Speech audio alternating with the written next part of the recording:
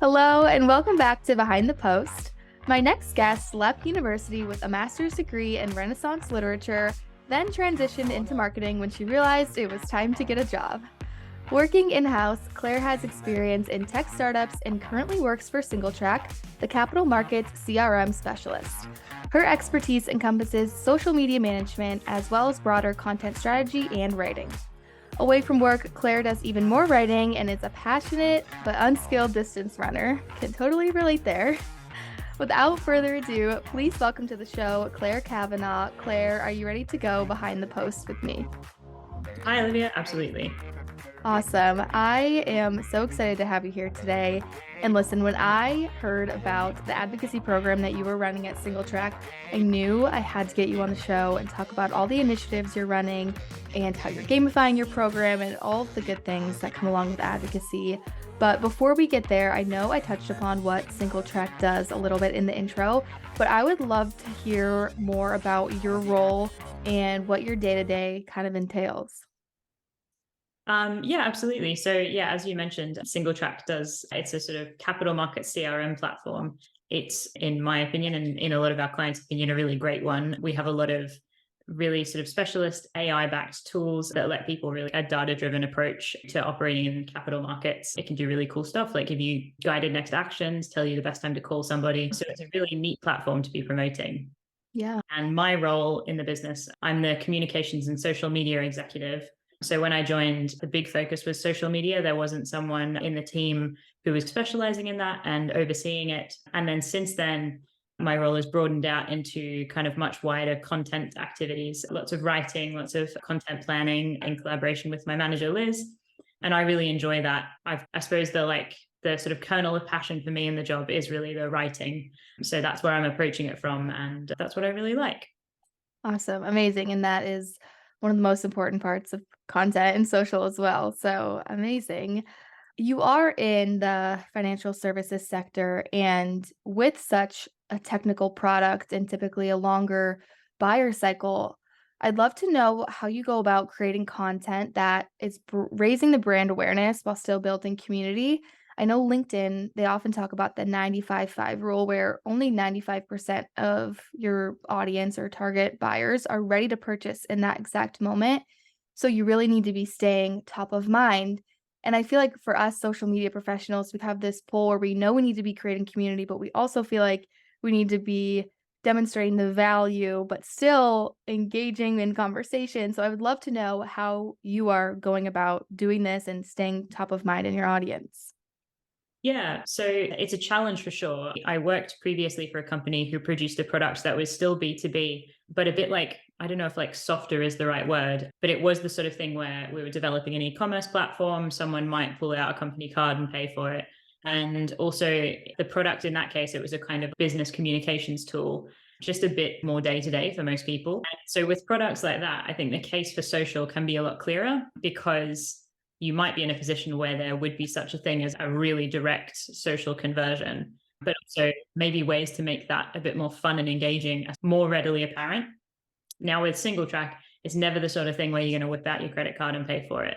It doesn't work that way. And so what we really focus on, as you touched on in your question, is that brand awareness and being a solution that people will think of and when they're ready to look. And so in some ways, that seems like a bad fit for social, but I actually disagree because I think that we can really use our presence there to position ourselves as thought leaders, as authorities within the industry. So our content strategy and our social media strategy are geared towards that. It's about building recognition. It's about building trust. And from that perspective, I think social actually is quite a good fit. So it's certainly that thought leadership angle that we're most focused on. When it comes to the type of content you're creating, could you touch on maybe a few of the content types or a little bit of your content strategy that you're doing to engage your audience and hone in on that piece? Yeah, for sure. There's a few different categories that we try to hit regularly. One of those is internally generated thought leadership content, the sorts of things that we would be publishing on our website in our kind of blog news and views section. So those things might be the occasional product insight, a lot of sort of industry news, sometimes things that are contributed by some of the leaders around our business as well. So that's one strand, and we try to keep that pretty fresh, have something new in that category every couple of weeks when we can. Then we have curated content. That's another important thread for us. So keeping an eye out for industry developments, for news in the trade press, and even in the press more widely. We're always trying to have a couple of those coming out each week. So that's another strand. And then we have some more kind of personal stuff, maybe for people doing social media in other companies. This is like the stuff that sort of falls under HR, perhaps, like a glimpse into a day in the life at Single Track, into team events, things like that.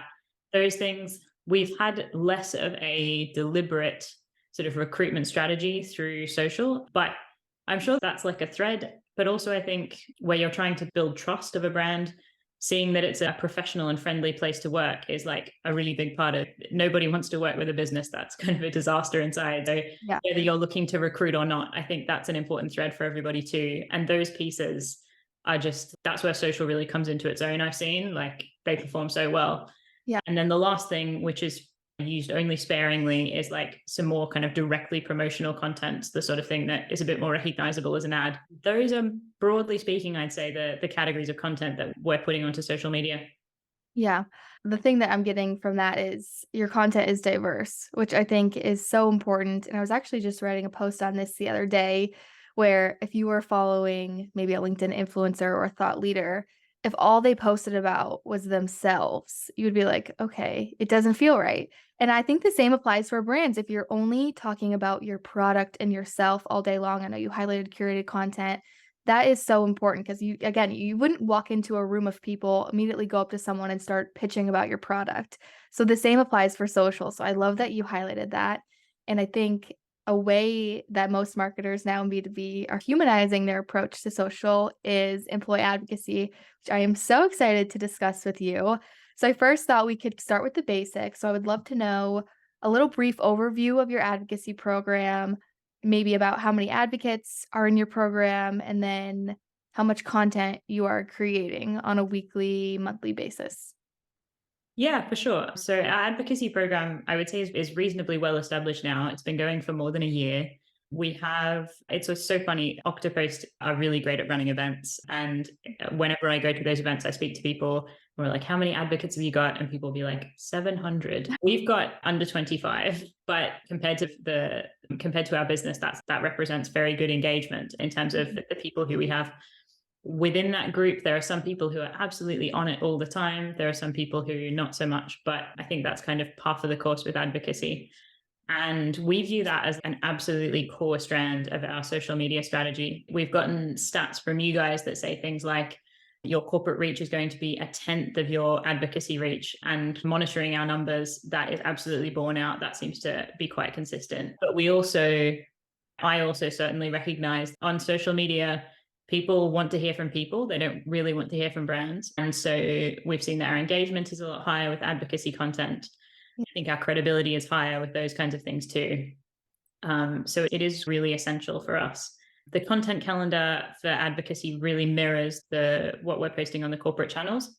And there is a bit of ebb and flow in terms of what performs better in which category. So I think things like thought leadership, curated content, people are pretty happy to see that from the corporate channel. Interestingly, though, I mentioned we do a small amount of more directly promotional content. That performs much better from advocates. I think having it come from a person balances out that message. But also, some of our advocates are really skilled at giving it a bit of context, giving it their personal spin. Mhm. So those two things are really working together, but it's broadly speaking, it's the same pool of content that both are drawn from. And I'm happy to see that things work in different ways and at different volumes across the two. I'm pretty happy to let that evolve organically. Awesome. Yeah, I have similar results here at Oktopost. Our advocacy program just crushes our corporate reach. And it's so funny to see the different kind of content types that work on advocacy versus your corporate channels. I know for us on advocacy, we do more of the curated content. And on our advocacy channels, the content type that performs the best is links. But on our corporate channel, the content type that performs the best is images. It's so funny to see what performs better. And I think it also does make sense. Again, people want to hear from people. And if it's coming from an actual person, especially when they can add their own 2 cents in, and add their own expertise. It just is a lot more authentic and natural.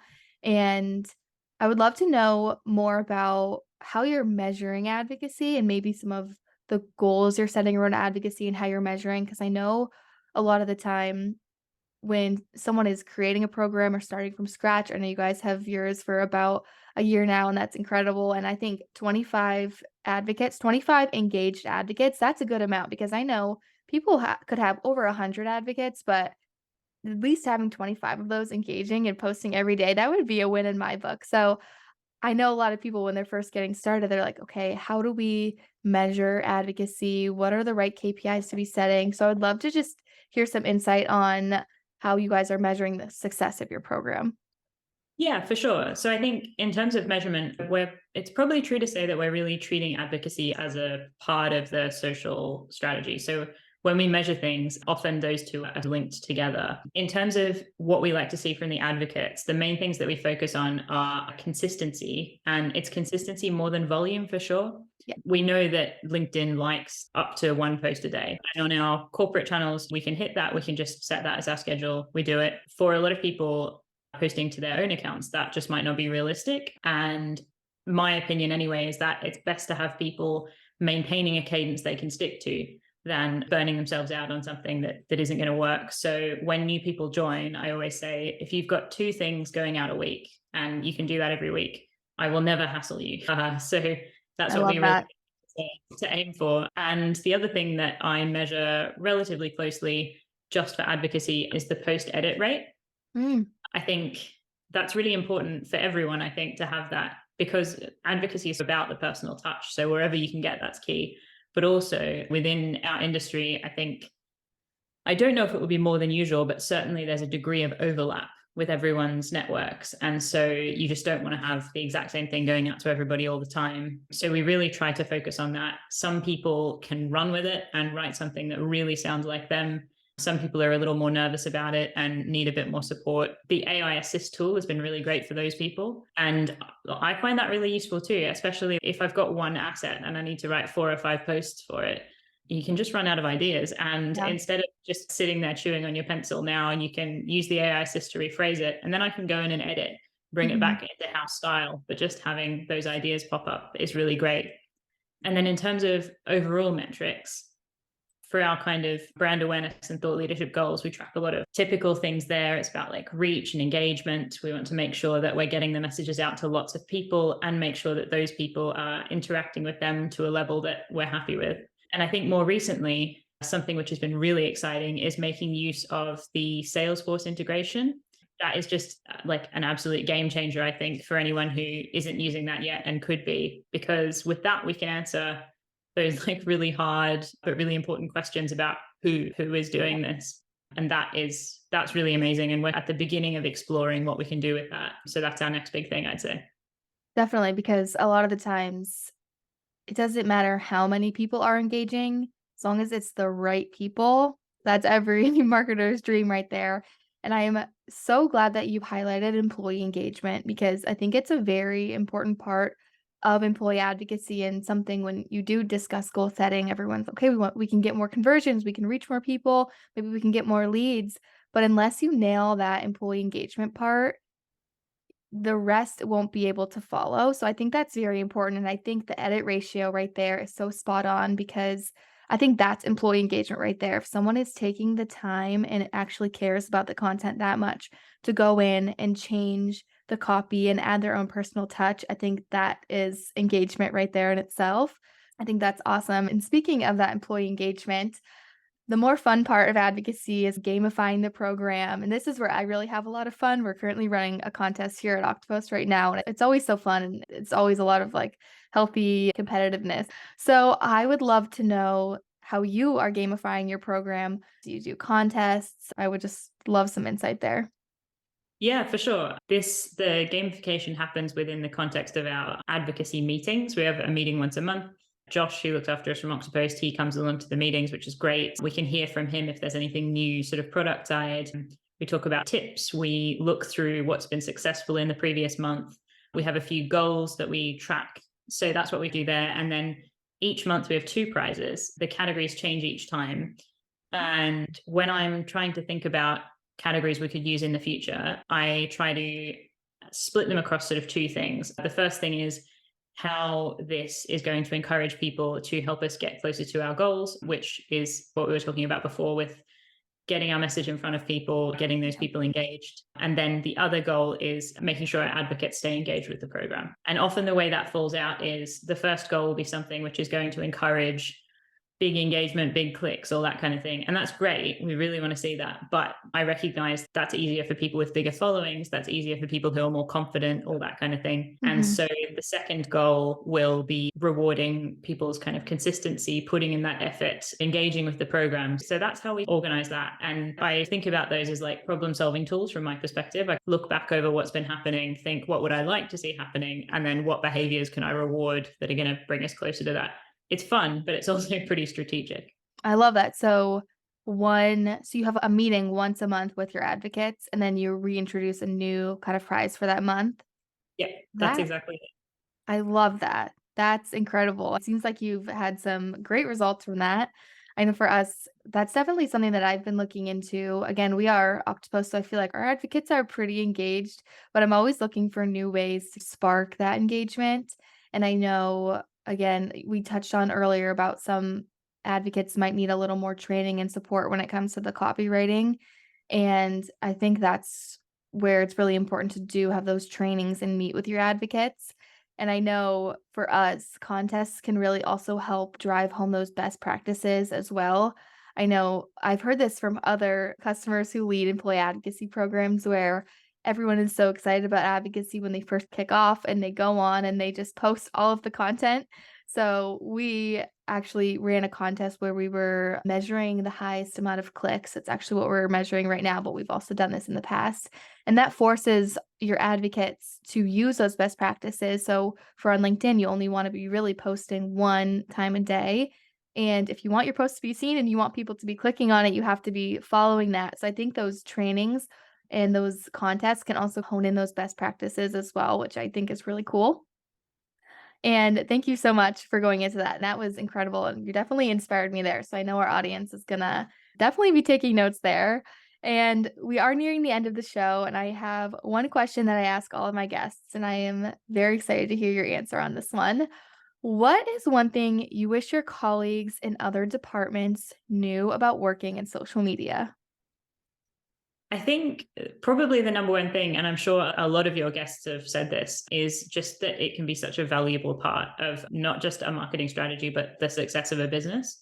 I think social now, it can be so valuable kind of for your marketing efforts and the success of your business, but also for the individual. I think it can just be absolutely brilliant. And I think that's only more true in an industry like ours and for a business like ours, where there's really got to be that trust between us and our clients. And when our clients work with us, they're not encountering single track the brand, they're encountering the people who work here. And so, as much as we want them to trust us as a business and as a software provider and all those kinds of things, when it comes down to it, they're going to have to trust their client success manager, the people working on their implementation, the salespeople that they're speaking to.